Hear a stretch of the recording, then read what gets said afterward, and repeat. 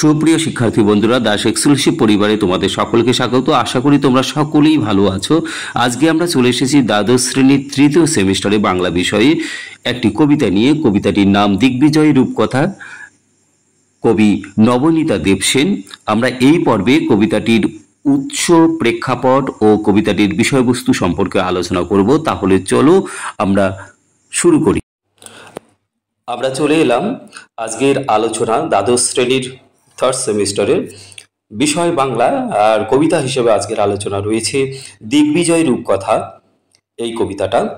তো আমরা আজকের এই বিষয় নিয়ে আলোচনা করার আগে এই কবিতার যে মূল বিষয়, মূল উৎস কোন কাব্যগ্রন্থ থেকে নেওয়া হয়েছে তোমরা অবশ্যই জানবে যে দিগ্বিজয় রূপকথা কবিতাটি 1973 সালে রচিত হয়েছে।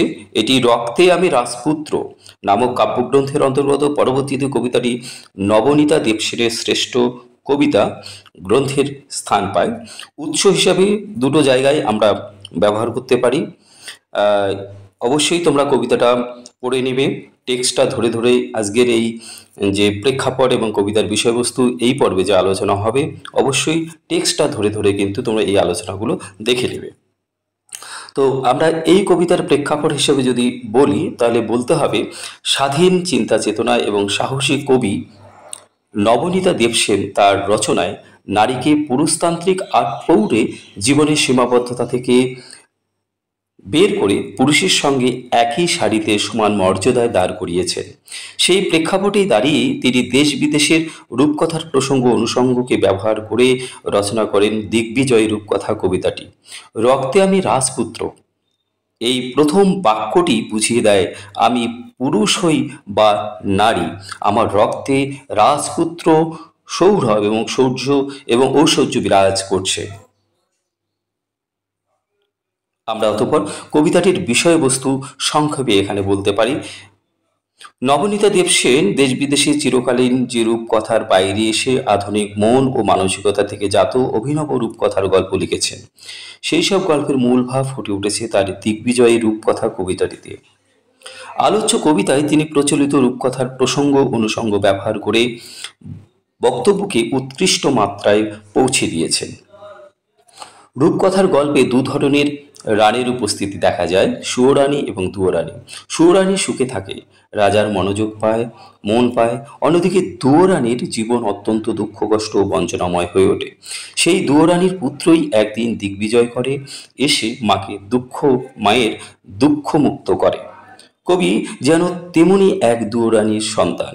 কিন্তু বিষয়বস্তু আলোচনার সর্বাগ্রে বলা যায় রূপকথা চিরাচরিত জগতের বিনির্মাণ ঘটাতে কবিতার কোনো অংশেই কবি কিন্তু কথকের কোনো লিঙ্গভেদ চোখে পড়ে না।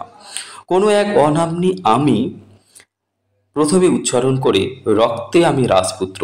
বলা বাহুল্য নবনীতা দেবসেনের এই আমি আত্মপ্রত্যয়ী এক নারীর কণ্ঠ হওয়া অসম্ভব কিছু নয়।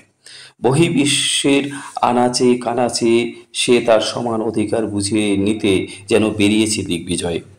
তার শিরায় ধমনীতে রাজ রক্ত বইছে, তাকে দিগ্বিজয়ে যেতে হবে। কিন্তু রূপকথার রাজপুত্রের মতো সাজ পোশাক অস্ত্রশস্ত্র তার নেই। সুরক্ষা কবচ তীর ধনুক শিরস্থান কিছুই নেই। দুয়োরানীর কবির দুঃখিনী জননী কেবল দুটি সম্বল তাকে সাজিয়ে দিয়েছিলেন। সেই দুটি আশীর্বাদী সরঞ্জাম নিয়ে কবি বের হলেন দিগ্বিজয়ে। কবিতায় উল্লিখিত দুটি আশীর্বাদী ঐশ্বর্য হল জাদুহস্য এবং অসি। অশ্ব কিন্তু আদতে অশ্ব নয়, তাই মরুপথে কখনো কখনো সে হয়ে ওঠে উট, আকাশে পুষ্পরথ, সমুদ্রে সপ্তডিঙ্গা আর তেপান্তরের পক্ষীরাজ ঘোড়া। কবি যখন এই জাদুহস্যের নাম রাখে বিশ্বাস, তখন বোঝা যায় এখানে ঘোড়া হলো বিশ্বাসের প্রতীক। এভাবেই অসি হয়ে উঠেছে ভালোবাসার প্রতীক।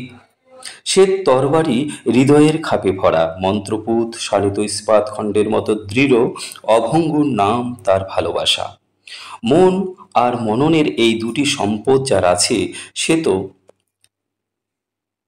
দিকে দিকে জয়লাভ করবেই, সে প্রকৃত অর্থে রাজপুত্র হোক বা রাজকন্যাই হোক। কবিতার দৃঢ় আস্থা রেখেছেন যে ও ভালোবাসা নামক দুটি অক্ষয় সরঞ্জামের সাহায্যে তিনি পৌঁছে যাবেন তৃষ্ণাহারি, যা খেজুর গাছ বেষ্টিত স্বপ্ন দিবে, যা কবির কাঙ্ক্ষিত মরুদ্যান। তো তোমরা এই কবিতাটার সারসংক্ষেপ এখানে দেওয়া হলো। তো টেক্সটটা ধরে ধরে বা কবিতাটা ধরে ধরে তোমরা একটু বুঝে নেবে, অবশ্যই তোমাদের উপকারে লাগবে। তো আজকে এখানেই থাকলো। পরবর্তী আমরা এই কবিতারই বিভিন্ন শর্ট বা এমসিকিউ প্রশ্নগুলো ধরে আরেকটা ভিডিও আমরা বানানোর চেষ্টা করব। তো সাথে থেকো, পাশে থেকো। ধন্যবাদ।